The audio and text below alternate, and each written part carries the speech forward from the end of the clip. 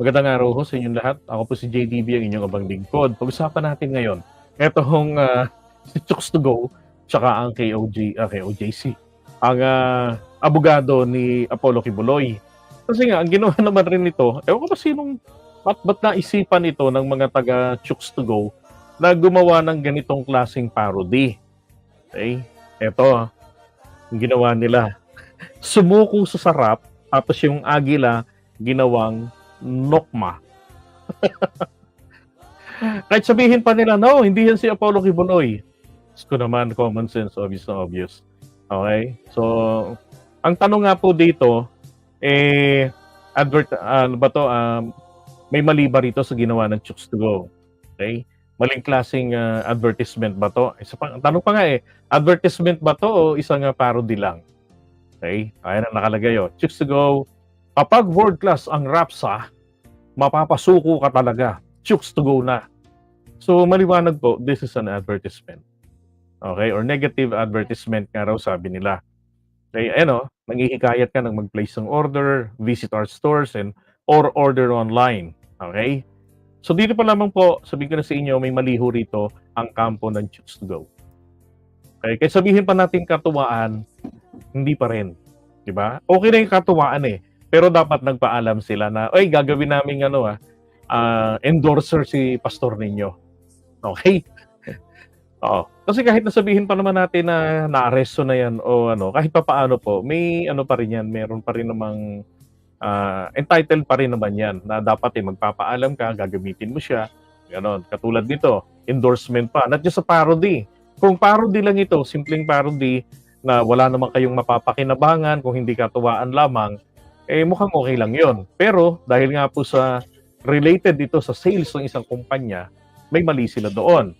Ngayon, ang naging action po nitong attorney ni Kibuloy o ng SMNI, pinagsosorry ang Chooks to Go or else ay didemandahin po nila. Ngayon naman eto, dinilit na po ng Chooks to Go yung advertisement na yan. Pero yung mga netizens, siya tuloy ngayon ang pinaglalaruan. Umiiyak sa sarap.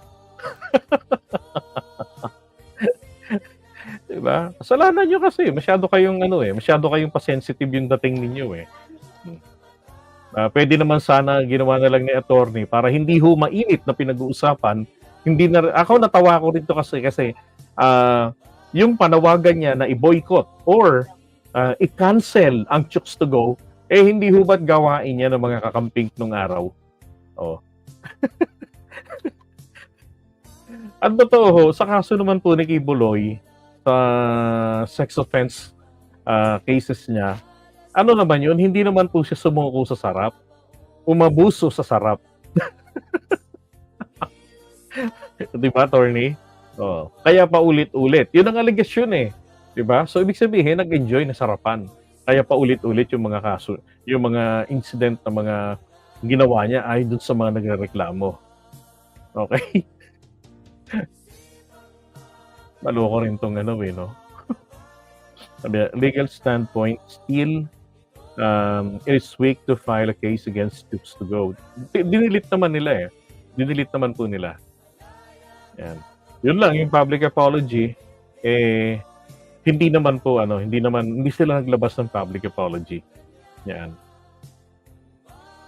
Pero kung sasampahan nila ng kasong ito, yun nga, medyo, malabo-labo naman din. Hindi rin naman yung criminal case. At saka, isa pa, lilitaw lang po ito, sila mga iyakin. Di ba? Meron nga isang sumagot dyan na content creator. Sabi sa kanya, attorney, di ba, ang isa sa prerequisite ng libel, ng cyber libel, ito ay merong malis. Ang tanong po, ito po ba ay malisyoso o delisyoso? Di ba?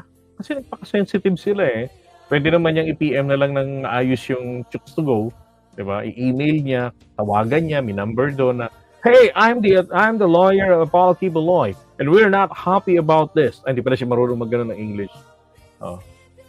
Bulol to di ba? Sabihin na lang niya na hindi kami natutuwa. First, kailangan lang naman kasi nila ritong i-demand ay i-take down yung post So, tinake down naman nila. Okay, tinake down nila. Kaya lang, isang demand niya na mag-public apology, paano naman po kaya mga kababayan kung tayo namang taong bayan ang mag-demand sa kanila ng public apology? 'Di ba? Oh, bakit? Papaano niyo tawagin ang presidente ng Pilipinas? Tawagin yung drug addict, tawagin yung baliw, 'di ba? Tawagin yung tulak, o ano-ano ng paninirang ginagawa. Anong istasyon po ang number one sa ganyan? SMNI, yung fake media. Oh, 'di ba?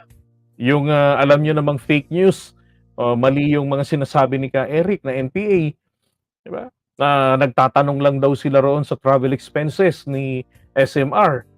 Dahil po yung paraan ng akusasyon ay merong question mark, so purely nagtatanong daw yun. Mga katarantaduhan ng istasyon nyo. 'Di ba? Paano naman kung taong bayan naman mag-demand sa inyo? I-take down nyo na yung mga sarili ninyo mula dyan sa social media. 'Di ba? Palagay ko dapat mas maganda, i-report po natin. Tuturuan ko po kayo mag-report mga kababayan. Ha? Ito tuturo ko sa inyo para ma-take down po yung mga channel nila. Gusto nyo ba nun? Type 1 yung may gusto. Turo ko sa inyo.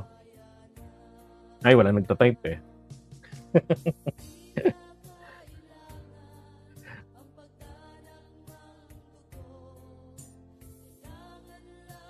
Uy, may nag-type 1 si 2 Kala ko wala eh. Ilalagay nyo po, ito, tawag dyan, itong channel na to, di ba i-report nyo yung page, yung channel, pag YouTube channel eh. No?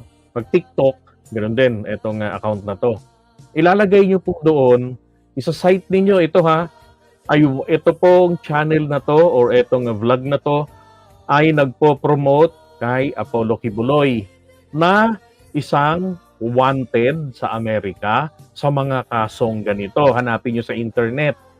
Okay? Tapos, kunin nyo yung card na produce ng FBI na wanted siya. I-attach nyo doon.